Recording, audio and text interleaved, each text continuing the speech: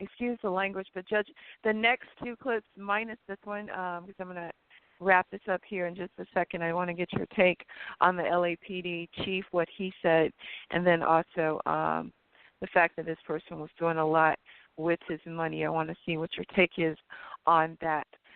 So this is just a shout out. When I come back, I'll play the second, or the other audio clip. I think it will be the third. But this is a shout out to him. This is what y'all not understand. Nipsey signed a bounty hunter. Y'all so celebrity world industry niggas and rap fans, y'all probably don't even know what bounty hunters is. He signed a bounty hunter. I don't even think 60s and bounty hunters get along. He signed a bounty hunter he signed a blood to a Crip label and then merged the bloods with the other enemy hoods that they've been. This shit bigger than all of that, bro. Yeah, so that was, again, just a shout out to him. Sounds? You see how really stupid that sounds?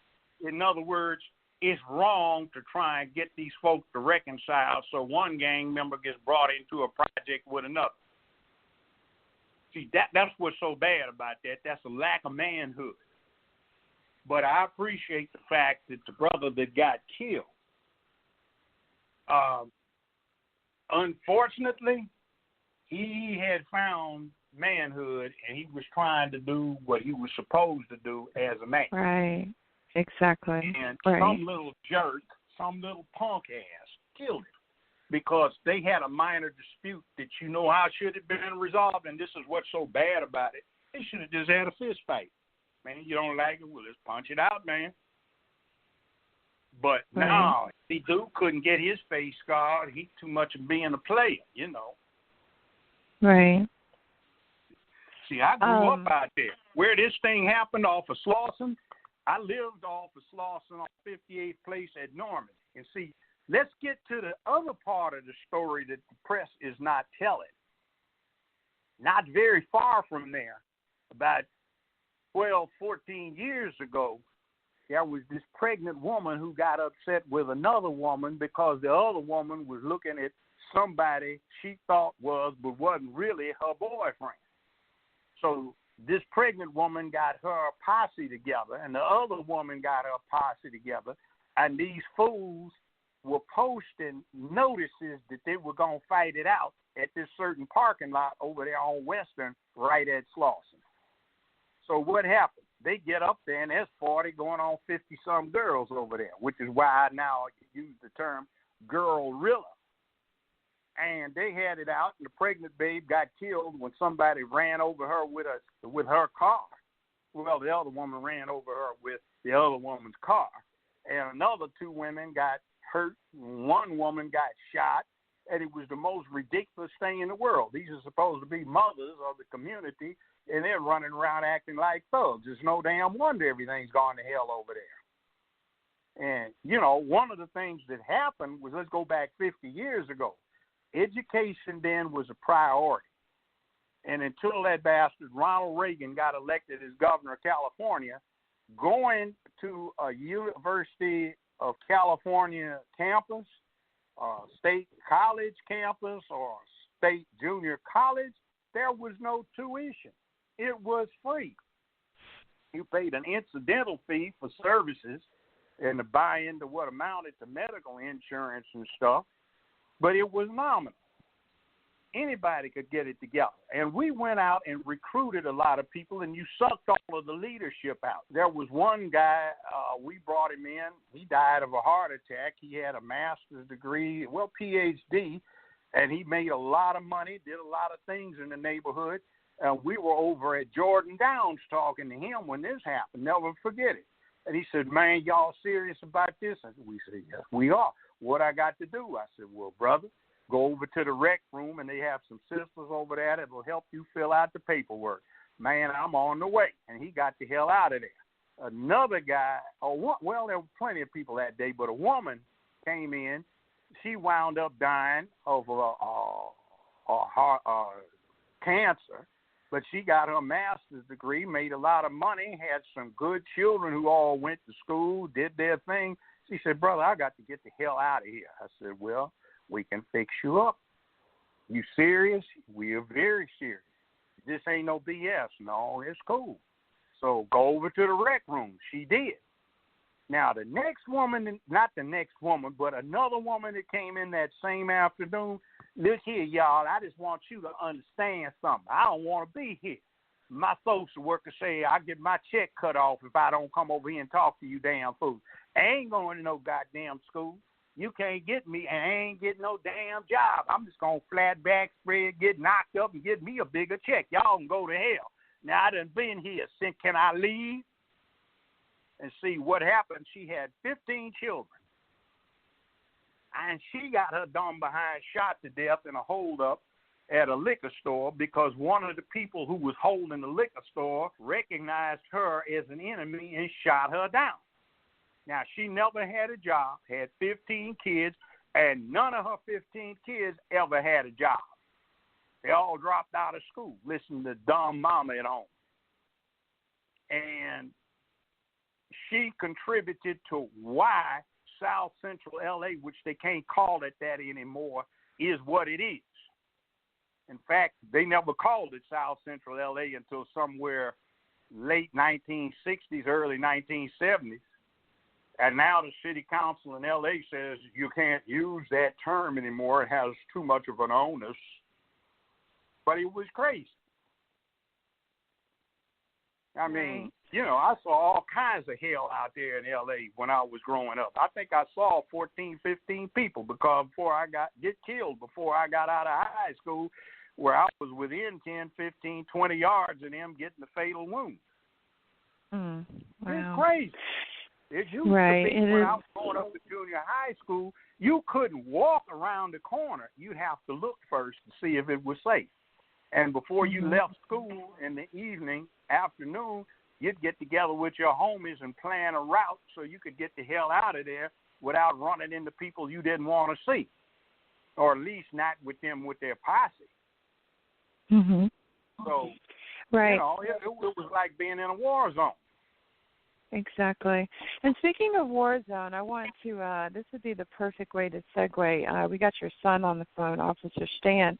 Perfect way to segue because I want to find out, I want to find out, you know, what lends itself to this. And this guy mentioned it's certain things that we glorify, that it's the reason why we are in the predicaments that we're in currently. Amen. So I'm just going to play this clip, and I got a bunch of mics open.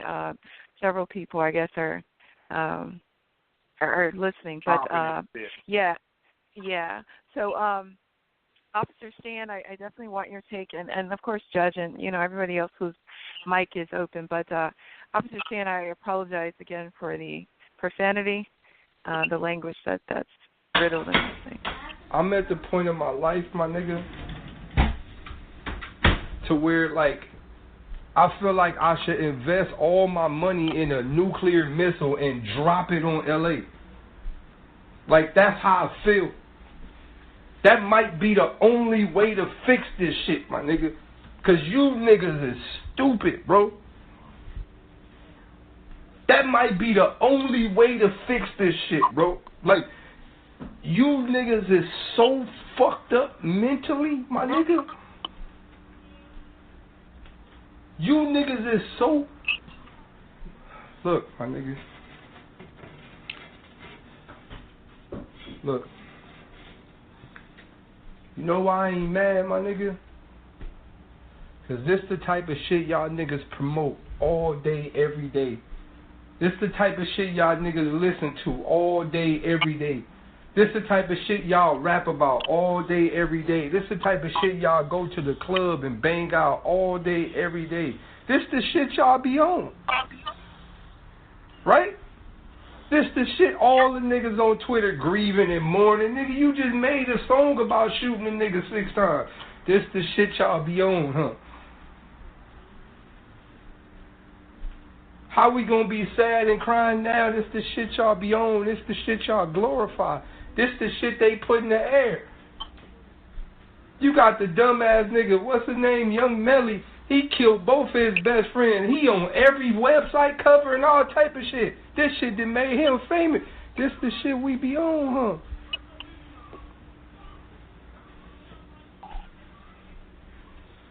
All right, now I don't suggest anybody, to blow up a city. That's not what I'm saying. That's definitely not the remedy.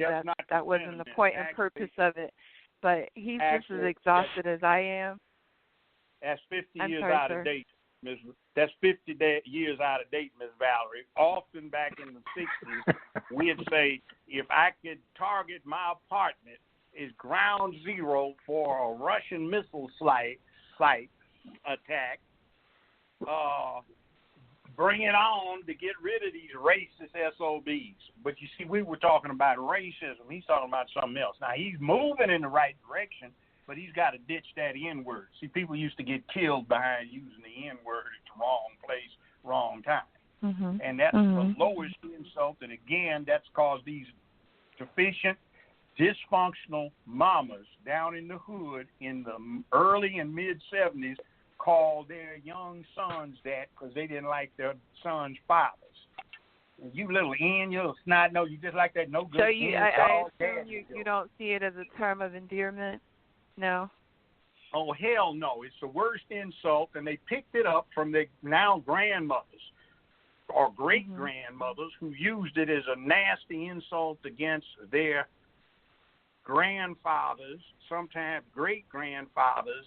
Very seldom are they coming from a family that waited long enough for their daddies to be old enough, but their grandmothers and great-grandmothers used it to their male children as an insult.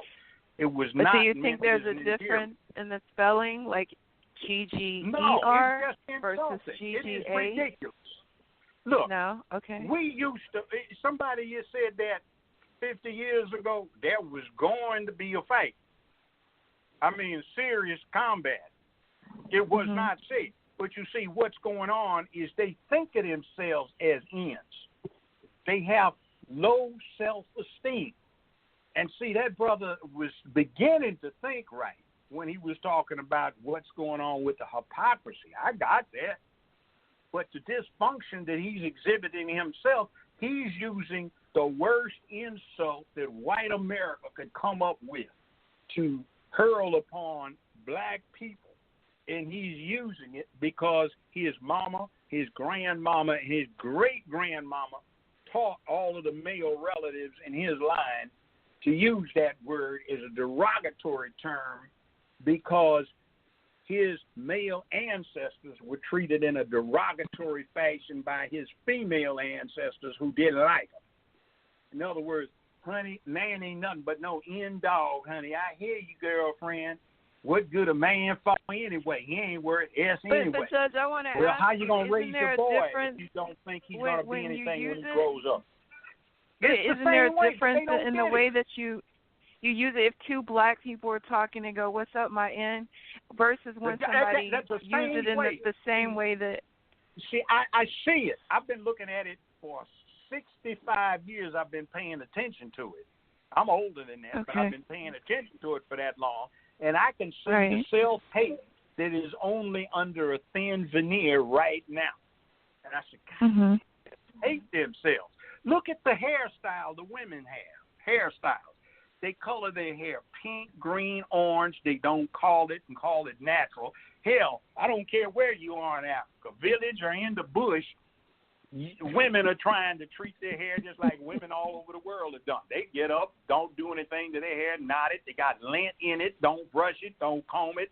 They put 10 pounds of weave in their hair and color it green, purple, orange, and chartreuse, and do the same thing with their daughters because they don't get it that they are dealing with self-help. They want something other than what they were born to look like, and they're ashamed of it. So when you use the N-word, you do that to your head, wait, Malcolm X. Well, what if it's just called enhancement?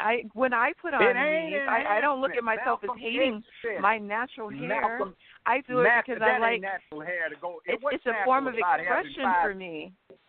But I mean changing my hairstyle or 3 foot long extensions it's put in your hair and it's a change of expression. Well, no, that's not isn't. expression. Malcolm X said it all. He said a processed head equals a processed mind, and that's what it is. You can't get past that. He said that in 1962. A processed head equals a processed mind. And when you see somebody with a processed head, take you got brush a processed and mind. they turn their natural hair into waves. That wasn't the natural. Well, that wasn't the natural. Excuse me. With the guys, let me just say this. A man's got business that requires his attention. He does not have 2 or 3 hours to sit up in front of a mirror in a bathroom or in a beauty salon getting his hair done. That's sick. That's too girly. Although I know that's spreading these days. But I'm talking about down where we live. See, and the girls, they sit there and put 5 pounds of weave in their 7-year-old daughter's hair instead of brushing girls' hair and bonding with their daughters. They don't have time for it. But don't hardly have a what job. about way back in the day when they just used the hot curlers or the processed straightening hair. comb and all of that? I mean, but Yeah. it's just less. It's less to manage. Our hair is coarse. Well, so it's less to manage and easier when my hair is straight to throw it up in a ponytail. Take the time to groom. Take the time to groom yourself. See, with a natural or an afro, the bottom line is that's the way your hair grew if you let it grow. So you were prideful of it. You stood it up by just brushing it or combing it or using an afro pick, and that was you. You got it cut so it was trimmed and neat. It was left long, but it stood up. And but you were Judge, proud. hold on, I'm black and I'm proud. Now these folk want to look like anything but a lot of time on this, but I feel the same way when men are balding. They shave their head. Why? Because I mean they're going for a certain look. You know, to me it's just I don't understand the perm, the weave thing. That part I probably will never get because I don't think that I'm hating on myself or I have hate. Inward hate or I don't really understand, how to love myself when I enhance, certain things, mascara, lip gloss, whatever. If I go and get injections or something because I'm trying to impress the opposite sex, then that's different. But if I want to do that, but that's what I'm saying. Women have always it's just, glamorized. To me, it's another form of expression. It's another way to express my esteem. How I feel about myself outwardly. It's not this discussion is old to me. It was 1964, 1965 before the Afro craze hit 67, and everybody was going, I'm black and I'm proud. James Brown didn't invent it. He just took it over because it was widespread. I'm black and I'm proud, and I'm tired of guiding myself. We'll do a hair show because I definitely want to talk to you about this because men were getting jerry curls and all this stuff. To me, that it was just not in the 60s. It was that just was hair. after the fall. No, but I'm just talking about in the 80s.